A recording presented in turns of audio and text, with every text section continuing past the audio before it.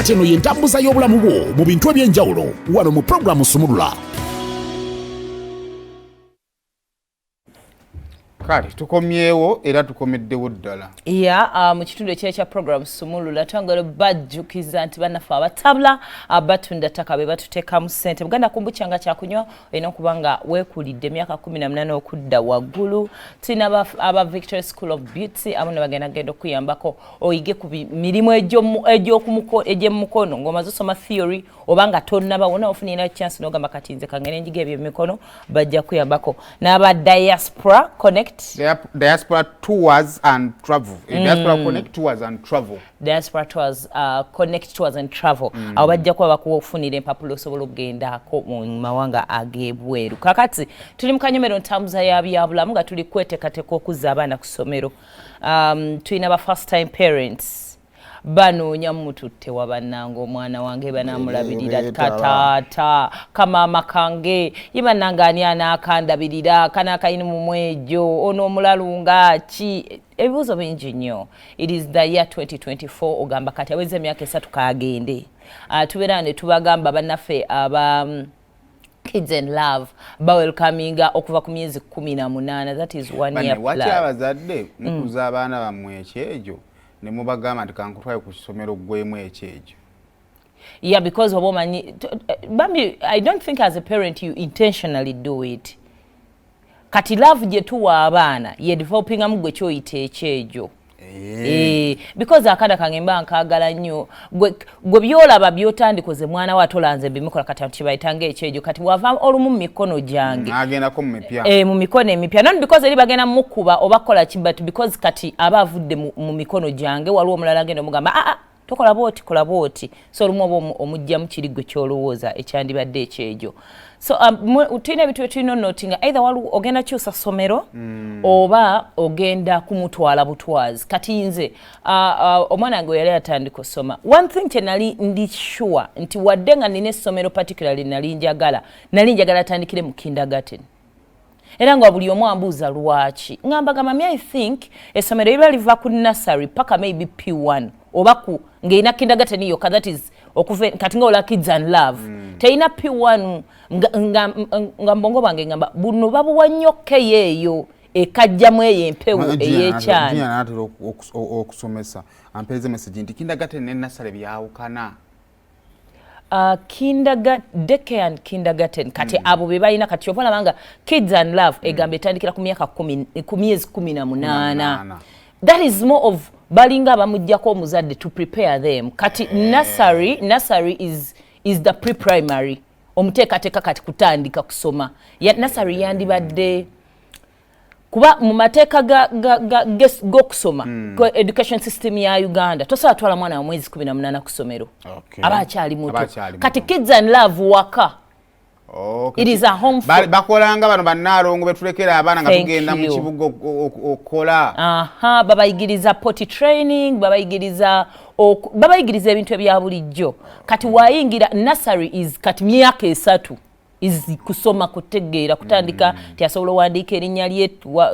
and all that. Kati bw'osanga essomero nga linga w'olaba Kids and Love eryo mukujjako ng'omuzadde butamulekera maybe maid and all that kumukutrainingira kati wano somehow we batuuka wali mu nursery batandika okubateekateeka okubaza ku level eddako then awo taata omutwale mu P1 ku 6 years atandika okusoma. Yes, kati nze kye nali njagala because nali ndowooza bw'omutwala mu ssomero nga liva ku nursery to P7 olumu balina target ey'aba candidates.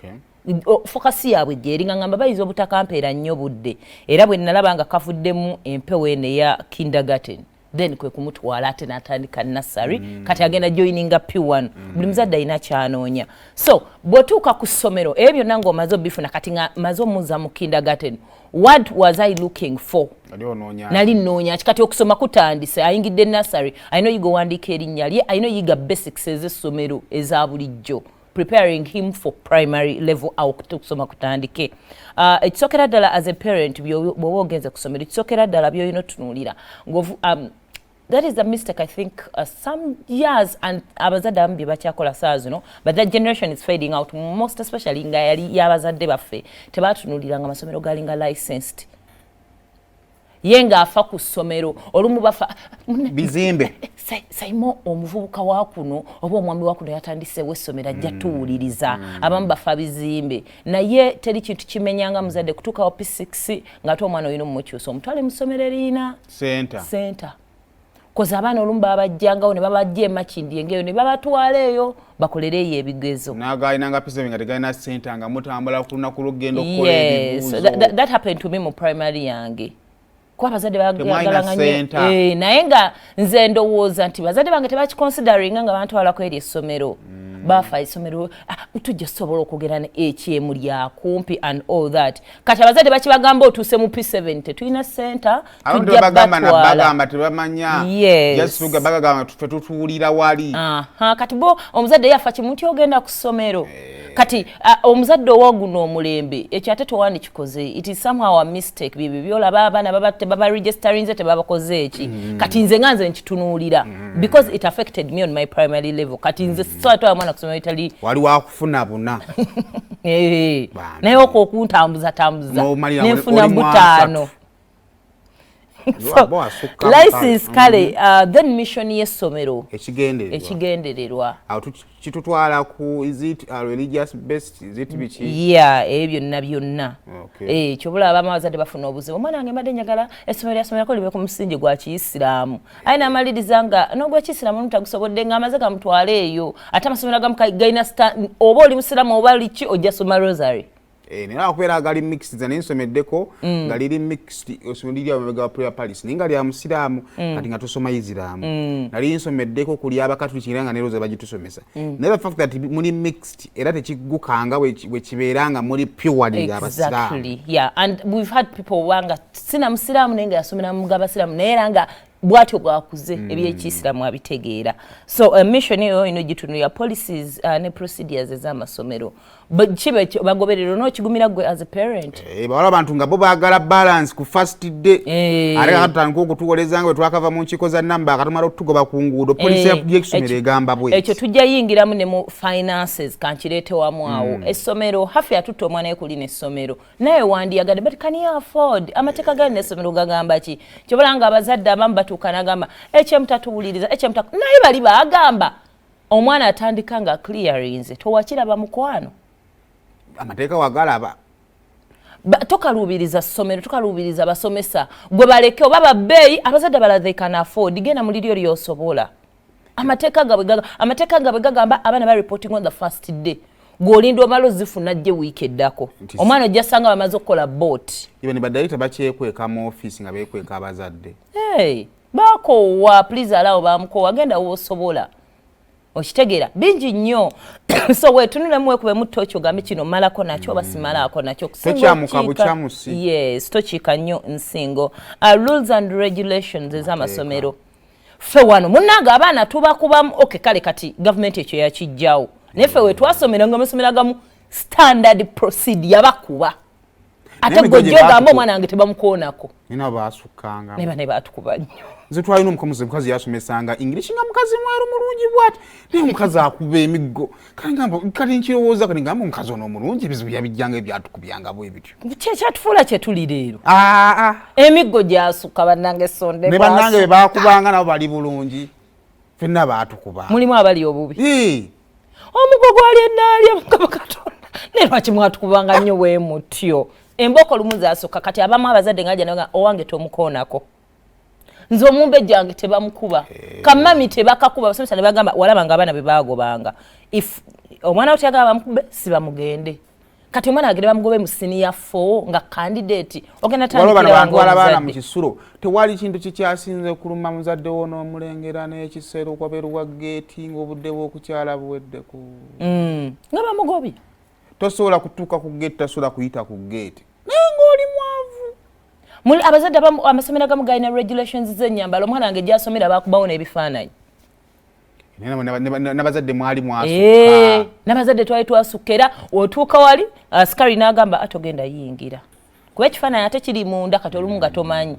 either oba olina kaleesu ne weesibako oba you go tebaagala kumanya you go toyingira na bugoye bwo obutategeerekeka toyingira na vest nze nasomerako ku ssomero erimu nga sibasikaali akwambuza engato n'akebera socks twayambalanga njeru naye ng'ozambulira awo yes naye nasomero taamwe mu ng'akamanyiro sijja kasobola kati olaba kati gwe ng'omanya tobisobola ng'ogenda ewalala gye bagenda okweguya omuzadde ajja kujjanga bw'ayagala bw'ayambadde looking into the staff kuba abasomesa abamu amasomero galimba ffe twatuulanga me I remember natula P7 nga mbeera ku TV bwe nti nindagalanga swimming pool simanya balya nkoko simanya balya biki nga gyoyagala bakutwale bebe ne bajja bbiranga but ogenzeeyo thank you abazadde abamu omanyi weakness z'omwana wo nti hafi math amumenya then oyagala meeting teacher wa math omugamba ono nno gwendeese ebisigadde byonna abadde naye ka maathi okitegeera naye n'ovaayo tomanyi na musomesa kyasomesa mwana wo which subject tomanyi na class gyagendamu kati ekyo kintu aku second point yaffe ya infrastructures biri n'obimaze bye bya administration obisobola omalako nabyo then tutunuulire ebizimbe ennaku zino bano abaana syllabus y'abaana kuliko literacy nabadde nsoma mugundi ya mutabani wange bwaba literacy oba bbi basomesa about school kati ku school oko mulimu bye bababuuza infrastructures in school naye omwana tamanyi nti n'essomero libeerako sick bay tamanyi nti waliyo n'ekiyungu tamanyi nti gwe kasita olabye ekizimbe bwekiti oba class tomanyi na class mwana wo gyatula tomanyi baba balina streams ali mu stream ki tomanyi streams ezo kyezitegeeza because me I remember by the time I used to go to school twalinanga east ne west naye nga n'omuzadde tamanyi nti west ye y'abagezi east y'abasiru ennaku zino baba mixing I don't know maybe other schools naye omwana wange gyasomera baba mixing naye nze abagezaako yabagezi magamu afuba naye mwabeerangamu abazadde abali serious me I remember ku video waliwo omuzadde yagamba naye kaakati mutuyambe mukutta abasiru bonna mubatadde mu stream yeemu ani agenda oyamba munne ekyo nakyo si kirungi it is a point to note kubanga yemba mwemixinze nyinza obeera ne mukwano gwange omugezi nanyambayambako naye lwakuba nti olaba kakati nakuza amasomero yafuuka business kati woofuna abagezigezimuko bangu bakutiipinga nti tiki ng'apiikinga naye kati waliyo oli nga yeetaaga omusi n'omugamba pollination n'asaba SP n'asaba SP kakati ekyamazima kati n'amasomero mu business wise abadde afuna 12 bwe muyamba kajja afuna 6 oba okitegeera kuba yafuuka business ne waliwo omwana owasatu nga ne bw'omuyamba otya ati somuteeka eri neyeekuŋŋaanyizeeyo n'otamudistractinga n'otagezaako kajja kukwasiza bwereere oba abateeka eri kubanga naye essomero bujjukira kati saazi tulimu kulanga buli omu ali mukulanga obubone bwe yafunye mu P7 ate n'abazadde namwe bwe mulabirako kamutwale wano so akati okusomesa abaana kyekyoka ye priority naye ne business yakubiri kuba balina n'emisolo gye balina osasula so omuzadde mulimu ebintu byolina okumanya gwe nga gwe olabe eddala bikuyamba bw'obanga gwogamba wange yeetaaga okuyambibwako because abaana abamu bayigira ku bannaabwe kyokka ate era n'ekirala okumuteeka mu y'abagezi bamuvuge speed singa abagezaako baba bakwatibwa bulungi rather go kuyabagezaako kubanga nze nga ku nsi kuno tewali kintu kibi nga kubeera musiru bakinene nnyo naye kubeera nga byosoma tobitegeera olumu nga bakuvuga buvuze speed olumu time tenatuuka okubeera ekibi eri omwana so tutunuulira ebyo bino bye balanga puulu ye eri luddawa waliwo akaana kenalako mu mawulire kagwa mu sepiki y'obuugi ne kafa nga kakagiyise puulu no nti ekiyungu kiri kumpi n'abaana we basomera kafulumamu ka nasare kagwa mu ntamu y'abuugi so bena as a parent olina be consideringa ng'onoonya essomero tunuulira curriculum muno mu Uganda tulina amawanga ag'enjawulo because of abantu obutabanguka and all that awo kweri ekkubo eriddeeyo ng'ewaffe lukulina nganda waliwo essomero ly'abakongo era ojja laba bo mu holiday olumu baba basoma kuba curriculum yabwe bagamba balina okuba nga basoma basigala ku y'Ekongo balina okuba nga basoma omwana wo waggwanga kyoyagala asome lulimi ki ku ssomero gyagenze basomesa ki kyosome y'Abamerika balina syllabus z'abagundi z'abazungu mu international schools bo baddayo nadda batandika curriculum y'Abamerika kinyamba kufuna visa oyinza okuba olina hopes nti oba olina relatives ajja genda akakinga apo e Bulaaya ogenda mutwala e Bulaaya kati n'atandikira eno bw'atyo so ebino olina be consideringa then extra co-curriculum ennaku zino zaagwa mu Uganda naye fedde ebyo byalinga byakabi oyagala muyimbi kola rema omutwala mu ssomero eriyimba fena twagala kusomera ku buddo because abaana bo bayimbanga naye kati bwabanga ebyo considering kusamba mupiira and all that because fena tetugenda kukwata kubeera mu offices bwaba munafu mu ssomero kyekirala kyayiza okwongerezaako sporti kamutwale ku ssomero nga ebyemizannyo biritwalanga priority financial zinazogeddeko eri awo ojja okumanya forms of payments basasula batya banangumiikirizaamu oba bano bo teriyo kuteesa actually ekintu kya ssente abazadde kino kati nkibagambanga abayizi kyemmanyi kyemutwagaliza ekisinga naye bambi temwekaka kubanga okwekaka kwammwe kudde ne waffe gye tuli either bangoba ne ndabibwanga omwana agobwagobwa oba weegayirira nnyo kate weegayira omusomesa n'abizza gye nkola ki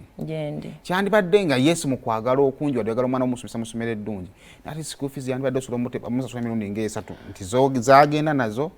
ku viddi ne twadzi bibuuzo waliwo omwana gwe nasoma naye natu training obusawo yangamba ekyamujja ku ssomero yalabanga nnyo muzadde nga traininga nnyo nekimuluma nnyo n'agamba naye nalaba taata wange abba oba agwa mu mmotoka kambiveeko kubanga bino nga tatabireke nja I will survive badde mpuliriza ani nzija okusoma kyetaago namba ki nesibuka kafubwa success kakati wakati mu kusoma sati wandyagadde kola musayiwo nga afuba nnyo kati ate era ekyo kirina kuddayo naawe eri omwana nino paka tunaine engeri gyakolamu ebintu bye fe abaana babanaku ffe tusinga eddalu